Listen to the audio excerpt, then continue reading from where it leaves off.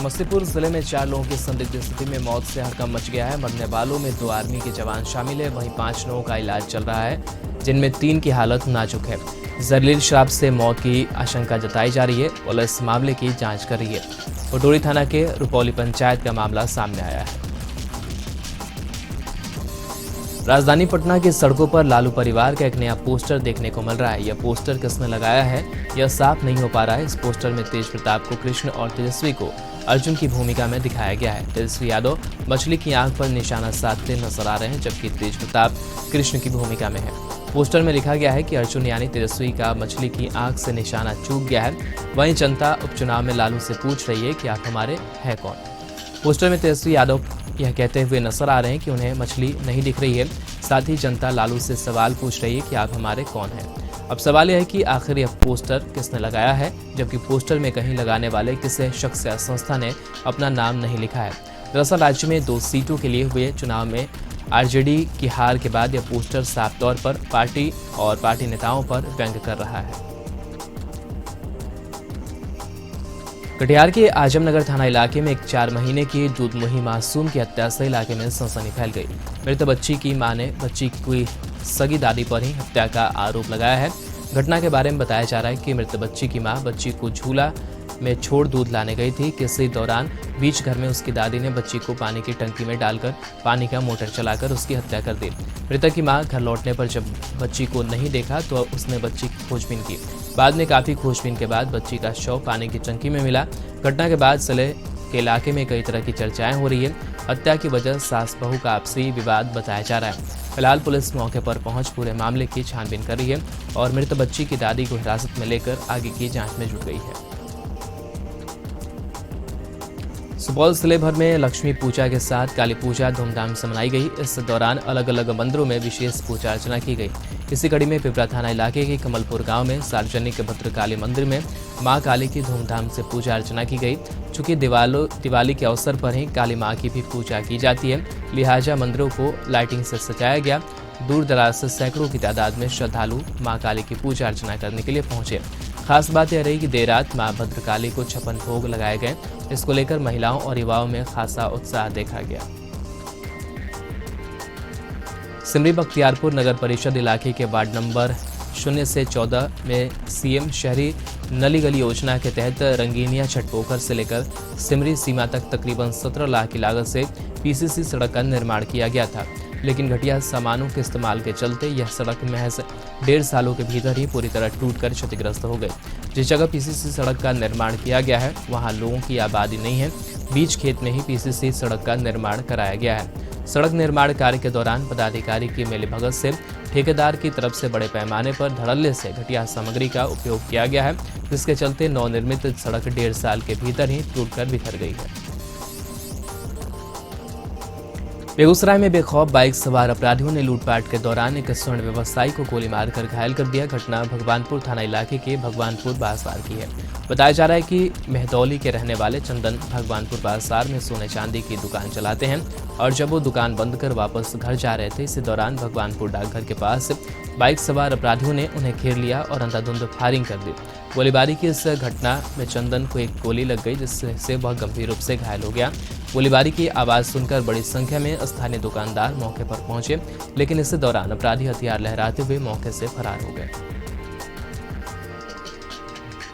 बेरमो में मां काली की पूजा बड़े ही धूमधाम से मनाई गई। इस दौरान सुभाष नगर के रांची धौड़ा काली मंदिर पहुंचे विधायक कुमार जयमंगल ने मां के दरबार से माथा टेका और इलाके की खुशहाली के लिए प्रार्थना की। वहीं आदिवासी भू समाज के लोगों के साथ विधायक जयमंगल पारंपरिक नृत्य पर खूब थिरके और मांदर भी बजाया। झारखंड लोक सेवा आयोग और विवाद दोनों एक साथ चलते रहते हैं। इसी कड़ी में प्रारंभिक परीक्षा 2021 का नाम भी जुड़ गया है। पिछले दिनों एक ही परीक्षा केंद्र के क्रम से 33 परीक्षार्थियों के पास होने से हंगामा खड़ा हो गया। खास बात है कि क्रम से पास होने वाले इन अभ्यर्थियों में से ज्यादातर झारखंड के 3 जिलों साहेबगंज, लोहरदगा और लातेहार के हैं। पड़ताल में ये बात सामने आई है कि जिस सेंटर को लेकर विवाद हो रहा है वो शहर के बरवाटोली इलाके का एमएलए इंटर महिला कॉलेज है, जहां 384 अभ्यर्थियों के लिए सेंटर बनाया गया था। परीक्षा के लिए अलग अलग 14 कमरे में व्यवस्था की गई थी। सीरियल नंबर वाले सभी अभ्यर्थी परीक्षा में सफल घोषित किए गए। रांची जिला के ठाकुरगांव थाना इलाके के खखरा गांव में एक निजी बैंक के कर्मी से रुपए लूटकर भाग रहे 3 अपराधियों को ग्रामीणों ने पकड़ लिया और पुलिस को सौंप दिया। इस दौरान अपराधियों ने हवाई फायरिंग भी की। बताया जा रहा है कि निजी बैंक का कर्मी रुपए का कलेक्शन कर वापस लौट रहा था। इसी दौरान इटेहे नदी के पास 3 अपराधियों ने उससे 1,33,000 रुपए छीन लिए और फरार होने लगे। शोर मचाने पर आसपास के ग्रामीण मौके पर जमा हो गए और उन्होंने अपराधियों को खदेड़कर पकड़ा। इस दौरान अपराधियों ने रुपए से भरे बैग को झाड़ी में फेंक दिया, लेकिन पुलिस ने पूछताछ के बाद झाड़ी से लूटे हुए रुपए को बरामद कर लिया है। कोयला मजदूरों के 11वें वेतन समझौता के लिए गठित जेबीसीसीआई की दूसरी बैठक अब दिल्ली में 15 नवंबर को होगी। पहले यह बैठक कोलकाता में होने वाली थी। कोल इंडिया के जीएमपी अजय कुमार चौधरी ने इस मामले में एक चिट्ठी जारी की है। अधिकारी सूत्रों के मुताबिक खदान की सुरक्षा से संबंधित संसदीय कमेटी की बैठक 15 नवंबर को दिल्ली में होने वाली है। इस मीटिंग में कोयला मंत्रालय और कोल इंडिया के अधिकारी भी शामिल होंगे। यही कारण है कि जेबीसीसीआई की बैठक कोलकाता से दिल्ली की गई है। छठ महापर्व को देखते हुए रांची नगर निगम पहली बार तालाबों की सफाई मशीन द्वारा करा रहा है। राजधानी के तालाबों से इसकी शुरुआत हुई। तालाबों में जलकुंभी और अन्य हानिकारक जलीय पौधे की सफाई विशेष वीड हार्वेस्टिंग मशीन के द्वारा की जा रही है। करीब 1.75 करोड़ की लागत से नगर निगम ने इस मशीन को खरीदा है। इस मशीन से डैम, तालाबों, जलाशयों को जलकुंभी मुक्त किया जाएगा। तालाब सफाई के नाम पर हर साल नगर निगम लाखों रुपए खर्च करता था। छठ के दौरान तालाबों की सफाई के लिए निगम स्थानीय मछुआरों की मदद हर साल लेता था, जिस समय भी काफी लगता था। लेकिन इस बार मशीन की सफाई करने पर समय और पैसे की बचत होगी। वीड हार्वेस्टिंग मशीन पानी में तैरते हुए जलकुंभी, पानी में तैरते हुए कचरे को एकत्र कर लेती है। फिर इसमें एक निर्धारित जगह यह कचरा एकत्रित हो जाता है। एक बार पूरी तरह से कचरा एकत्र हो जाने के बाद वह इसे किनारे पर ले जाकर फेंक देती है। इस प्रकार से पूरे तालाब में घूम घूम कर यह कचरे को एकत्र करती है। जमशेदपुर शहर में दिवाली के 2 दिन बाद भाई दूज का त्यौहार मनाया जाता है। इस दिन बहनें अपने भाई के माथे पर तिलक कर उनकी लंबी आयु, उन्नति और बेहतर भविष्य की कामना करती हैं। यह त्यौहार भाई बहन के लिए बेहद खास होता है। रक्षाबंधन की तरह यह त्यौहार भी भाई बहन के प्रति एक दूसरे के स्नेह को अभिव्यक्त करता है।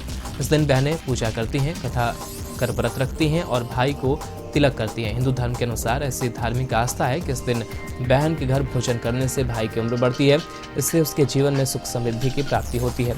इस दिन बहन भाई की लंबी आयु के लिए यम की पूजा भी करती हैं। इस कारण इसे यम द्वितीय भी कहा जाता है। बिहार में जहरीली शराब के कारण अभी तक 28 लोगों की मौत का आंकड़ा सामने आया है। इसी घटना को लेकर कांग्रेस प्रवक्ता राजेश राठौर ने सरकार पर सवाल उठाते हुए कहा कि इस तरह की घटना आखिर क्यों हो रही है। बिहार के मद्य निषेध मंत्री के गृह जिला में यह घटना होना और भी गंभीर बात है। बिहार में शराबबंदी के बावजूद शराब से हो रही लगातार मौतों के बीच मुख्यमंत्री नीतीश कुमार ने उच्च स्तरीय बैठक बुलाई। इस बैठक में विभागीय मंत्री सुनील कुमार के साथ साथ राज्य के chief secretary Tripurari Sharan, DGP SK Singhal के अलावे दूसरे अधिकारी मौजूद रहे। मुख्यमंत्री ने समीक्षा बैठक के दौरान एक बार फिर से शराबबंदी को कमजोर करने के लिए दोषी अधिकारियों पर कार्रवाई करने का निर्देश दिया। मुख्यमंत्री ने अधिकारियों को निर्देश दिया कि जो लोग भी शराबबंदी को कमजोर करने में लगे हैं उनकी पहचान कर एक्शन लिया जाए। इसके अलावा विभाग और पुलिस मुख्यालय हर दूसरे दिन शराबबंदी की समीक्षा करेगा। हाल के दिनों में जहां जहां मौतें हुई हैं वहां दोषियों की पहचान करने का निर्देश मुख्यमंत्री ने दिया है। इसके अलावा मुख्यमंत्री ने जागरूकता अभियान में तेजी लाने का भी निर्देश दिया है। मुख्यमंत्री ने कहा कि शराबबंदी के पक्ष में सरकारी कार्यालयों, सरकारी आवासों समेत अन्य जगहों पर दीवार के ऊपर प्रचार प्रसार किया जाए। बता दें कि मुख्यमंत्री ने 16 नवंबर को शराबबंदी की विस्तार से समीक्षा करने की भी बात कही है। बिहार में कोरोना वैक्सीन लेने वालों के लिए बड़ी खुशखबरी है। पटना जिला प्रशासन ऐसे लोगों को पुरस्कार देगा जो 8 नवंबर से 26 नवंबर के बीच वैक्सीन की दूसरी डोज लगवाएंगे। प्रशासन ने टीके की दूसरी डोज को बढ़ावा देने के लिए यह फैसला लिया है। पटना जिला प्रशासन ने लकी ड्रॉ आयोजित किया। जिलाधिकारी ने बताया कि पुरुषों के लिए पहला पुरस्कार बाइक रखा गया है, जबकि महिला के लिए टीवीएस स्कूटी रखा गया है। दूसरा इनाम एलईडी टीवी रखा गया है। प्रतिभागी 8 नवंबर से 26 नवंबर के बीच कोविड-19 की दूसरी डोज लेकर लकी ड्रॉ में शामिल हो सकते हैं। 28 नवंबर को लकी ड्रॉ का परिणाम घोषित किया जाएगा। दानापुर के फुलवारी शरीफ में चुनाव को लेकर लगे पंडाल में पटाखों से आग लग गई, जिसमें आधा पंडाल जलकर राख हो गया। बाद में मौके पर पहुंची दमकल की 2 गाड़ियों ने आग पर काबू पाया। हालांकि अगलगी के चलते किसी तरह के जान माल का नुकसान नहीं हुआ, लेकिन आधा पंडाल धो धो कर जल गया। बताया जा रहा है कि पटाखों की चिंगारी की वजह से आग लगी और पूरा पंडाल जलकर राख हो गया।